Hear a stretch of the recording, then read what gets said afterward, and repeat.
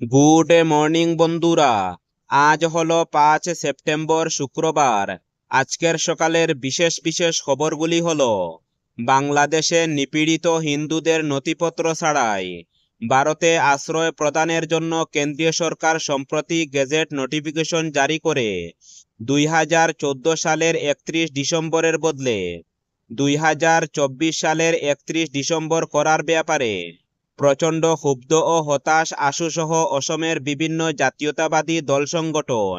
এরই প্রতিবাদে অর্থাৎ অবৈধ বাংলাদেশি অধিবাসীদের উচ্ছেদ এবং অসম চুক্তির পূর্ণ বাস্তবায়নের দাবিতে বৃহস্পতিবার রাজ্যব্যাপী অনশন শুরু করেছে অল অসম স্টুডেন্ট ইউনিয়ন আসু।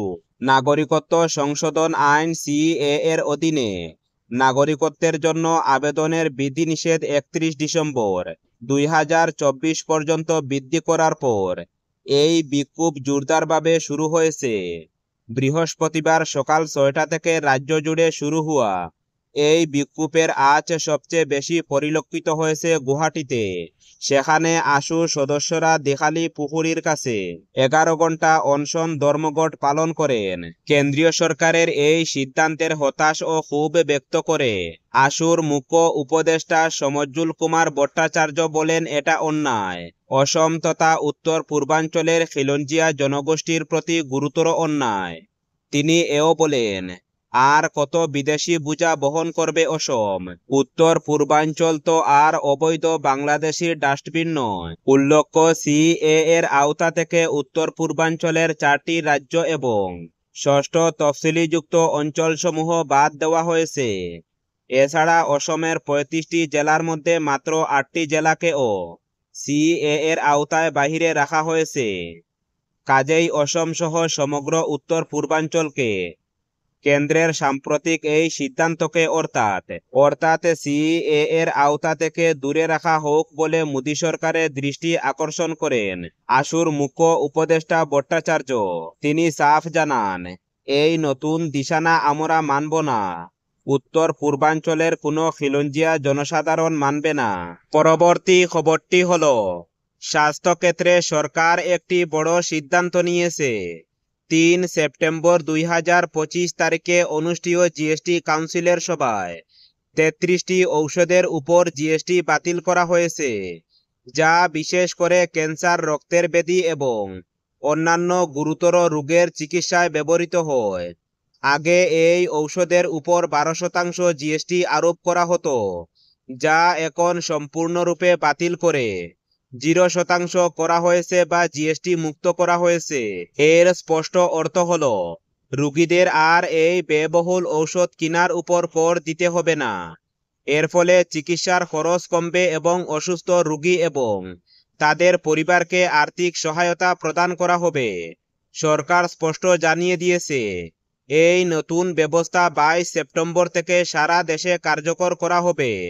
রোগীরা জিএসটি ছাড়াই এই 33টি ঔষধগুলি কিনতে পারবেন। এই 33টি ঔষধের সম্পূর্ণ তালিকায় ক্যান্সার, রক্তের ব্যাধি এবং জটিল রোগের সঙ্গে সম্পর্কিত অনেক দামি ঔষধ রয়েছে। এই ওষুধগুলি সাধারণত গুরুতর রোগের রোগীদের জন্য প্রয়োজনীয়, যাদের চিকিৎসা অত্যন্ত ব্যয়বহুল। পরবর্তী খবরটি হলো, কাটাখালে কতিপয় বখাটে যুবকের স্কুল ফেরত ছাত্রীদের সঙ্গে অশালীন আচরণের গুরুতর অভিযোগ উত্থাপিত হলো।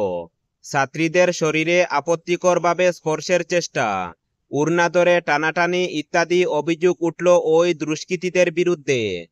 আর এতে ন্যায় বিচারের দাবিতে পুলিশ ফাঁড়ি ঘেরাও কর্মসূচিতে নামল ছাত্রীরা। চাঞ্চল্যকর এই ঘটনাটি সংঘটিত হয়েছে 5 গ্রাম থানা এলাকার কাটাখালে।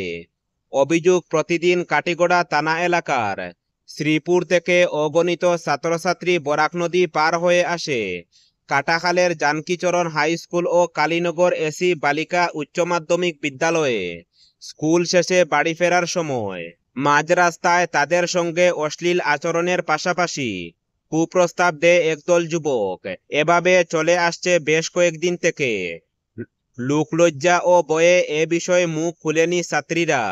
গত মঙ্গলবার স্কুল শেষে বাড়ি ফেরার সময় ঘটে এরকম আরেকটি ঘটনা। বাড়ি ফেরার সময় নদী পার হতে নদীর তীরে নৌকার অপেক্ষায় ছিল একদল ছাত্রী। ঠিক ওই সময় স্থানীয় বাদল রায় ও শীতল রায় তাদের সঙ্গে অশালীন আচরণ সহ টানাহেঁচড়া করতে শুরু করে বলে অভিযোগ। বয়ে এদিক ওদিক পালাতে শুরু করে ছাত্রীরা। তাদের চিৎকার চেঁচামেচি শুনে স্থানীয় মানুষ বেরিয়ে এলে ঘটনাস্থল থেকে পালিয়ে যায় যুবক দল। বৃহস্পতিবার এ বিষয়ে উভয় স্কুলের কর্তৃপক্ষের অনুমতি নিয়ে অভিভাবকরা তাদের সন্তানদের নিয়ে ছুটে যান কাটাখাল পুলিশ ফাঁড়িতে। সেখানে পুলিশ ফাঁড়ি ঘেরাও করে ঘটনার বিবরণ জানিয়ে মামলা দায়ের করে ন্যায় বিচার ও তাদের নিরাপত্তার দাবি জানান। পুলিশ শীঘ্রই ঘটনার সঠিক তদন্ত করে দোষীদের গ্রেফতারের আশ্বাস দিয়েছে। পরবর্তী খবরটি হল, শিলচর পৌর নিগমের আয়ুক্ত সৃষ্টি সিং আজ শিলচর শহরের ব্যস্ততম এলাকাগুলি ঘুরে দেখেন এবং শহরের বিভিন্ন সমস্যার উৎস খুঁজে বের করে তাৎক্ষণিকভাবে সেসব সমাধানের নির্দেশ দিয়েছেন। সৃষ্টি সিং শহরের ব্যস্ততম এলাকাগুলি পরিদর্শন করে বলেন যে ফুটপাত মানুষের চলাচলের জন্য। ফুটপাতকে কোনো অবস্থাতেই দোকান বা ভ্যান গাড়ির দখলে যেতে দেওয়া হবে না। যে দোকানি বা ব্যবসায়ী এই নিয়ম ভঙ্গ করবেন তাদের বিরুদ্ধে তাৎক্ষণিকভাবে ব্যবস্থা নেওয়া হবে। ইতিমধ্যে বেশ কিছু ব্যবসায়িক প্রতিষ্ঠানের বিরুদ্ধে চালান কাটা হয়েছে। সৃষ্টি সিং আরও বলেন যে একটি পরিচ্ছন্ন ও সুশৃঙ্খল শিলচর গড়ে তোলা শুধুমাত্র পৌর নিগমের দায়িত্ব নয়, এক্ষেত্রে দোকানদার ব্যবসায়ী থেকে শুরু করে সাধারণ নাগরিকদেরও দায়িত্ব রয়েছে। পরবর্তী খবরটি হল, ফুটবল খেলাকে কেন্দ্র করে রণক্ষেত্র কালাইনের হিলাড়া ফুটবল মাঠ। খেলা পরিচালনার দায়িত্বে থাকা রেফারি এবং তার সহযোগীকে তাড়িয়ে নিয়ে যান একাংশ উত্তেজিত লোক। এই মারপিটের ঘটনায় কয়েকজন আহত হয়েছেন বলে খবর। ফুটবল টুর্নামেন্টকে কেন্দ্র করে এই মাঠে মারপিটের ঘটনা এর আগেও একবার সংঘটিত হয়েছিল বলে খবর। প্রাপ্ত খবর মতে কাছাড় জেলা কালাইনের হিলাড়া মাঠে বৃহস্পতিবার থেকে শুরু হয় নকআউট ফুটবল টুর্নামেন্ট 2025। কালাইন উত্তর নাতানপুরের রিয়াল সোশ্যাল ক্লাবের উদ্যোগে শুরু হওয়া এই টুর্নামেন্টের প্রথম দিনে খেলা অংশগ্রহণ করে শ্রীভূমি জেলার রাতাবাড়ি এফসি বনাম বাসাইল এফসি দল। রেফারি ফাউল ঘোষণা করার পরই দর্শক আসন থেকে একাংশ লোক উত্তেজিত হয়ে পড়েন। মুহূর্তের মধ্যে ব্যারিকেড ভেঙে মাঠে প্রবেশ করে রেফারির উপর হামলা চেষ্টা চালান বাসাইল ফুটবল দলের একাংশ সমর্থক। টুর্নামেন্টের আয়োজক কমিটির কর্মকর্তারা দৌড়ে ছুটে গিয়ে পরিস্থিতি শান্ত করার চেষ্টা করলেও ততক্ষণে পুরো মাঠ জুড়ে হুলস্থুল পরিবেশ তৈরি হয়ে যায়। সামাজিক মাধ্যমে ভাইরাল কিছু ভিডিওতে দেখা যায় একাংশ লোক রেফারিকে লক্ষ্য করে চেয়ার ছুড়ার পাশাপাশি লাঠি দিয়ে তাড়িয়ে নিয়ে যান। আর উত্তেজিত লোকেদের তাড়া করে প্রাণ বাঁচাতে দৌড়ে পালান রেফারি। পরবর্তী খবরটি হল, অবশেষে রাস্তার যন্ত্রণায় অতিষ্ঠ হয়ে রামকৃষ্ণ মিশন রোডের নাগরিকরা শ্রীভূমির জেলা আয়ুক্তের দ্বারস্থ হলেন। বৃহস্পতিবার এ নিয়ে এলাকার এক প্রতিনিধি দল শ্রীভূমির জেলা আয়ুক্ত প্রদীপ কুমার দ্বিবেদীর সঙ্গে সাক্ষাৎ করে রাস্তা ও ট্রেন সংস্কারের দাবি সম্বলিত এক স্মারকপত্র তুলে দেন। এতে দীর্ঘদিন থেকে শ্রীভূমি শহরের প্রাণকেন্দ্র অবস্থিত রামকৃষ্ণ মিশন রোডের বেহাল অবস্থার কথা উল্লেখ করে মেরামতের দাবি জানানো হয়। গর্ত এবং ফাটল ধরা রাস্তাটি সাধারণভাবে যাত্রীদের এবং বিশেষ করে এলাকার বাসিন্দাদের নিরাপত্তার জন্য ক্রমাগত হুমকিস্বরূপ বলে উল্লেখ করা হয়। পরবর্তী খবরটি হল, শিলচর রাঙ্গিরহাড়ি পয়েন্টে নবনির্মিত নেতাজি মূর্তির পেছনে দীর্ঘ এবং বিশাল একটি জাতীয় পতাকা রয়েছে।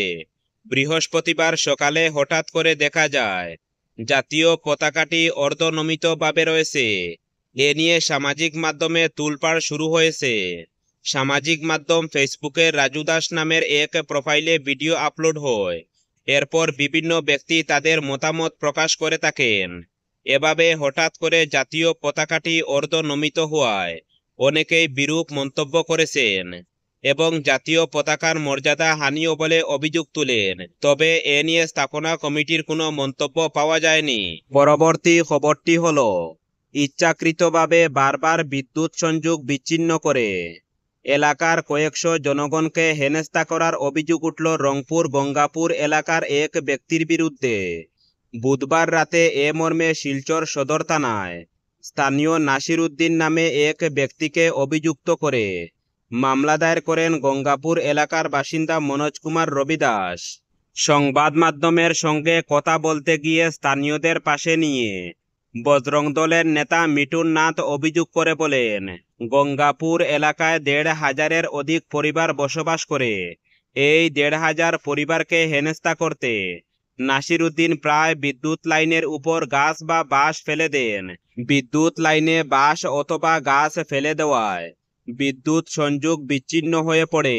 এতে সমস্যার মুখে পড়তে হয় গঙ্গাপুর এলাকার প্রায় ১৫০০ পরিবারকে। স্থানীয়রা এ নিয়ে প্রতিবাদ করলেও তাতে কোনো গুরুত্ব দেয়নি নাসির। এমনকি অসম বিদ্যুৎ বিতরণ কোম্পানি লিমিটেডের কর্মীরা লাইন মেরামত করতে গেলেও তাদের নাকি বাধা দেন নাসির। মিঠুন নাথ হুঁশিয়ারি দিয়ে বলেন, বারবার বিদ্যুৎ সংযোগ বিচ্ছিন্ন করে দেওয়ার পাশাপাশি অসম বিদ্যুৎ বিতরণ কোম্পানি লিমিটেডের কর্মীদের কাজে বাধা দেওয়ার সাহস নাসির উদ্দিন কোথা থেকে পেলেন? শীঘ্রই তার বিরুদ্ধে উপযুক্ত ব্যবস্থা না নেওয়া হলে বৃহত্তর আন্দোলন গড়ে তোলার হুঁশিয়ারি দেন তিনি।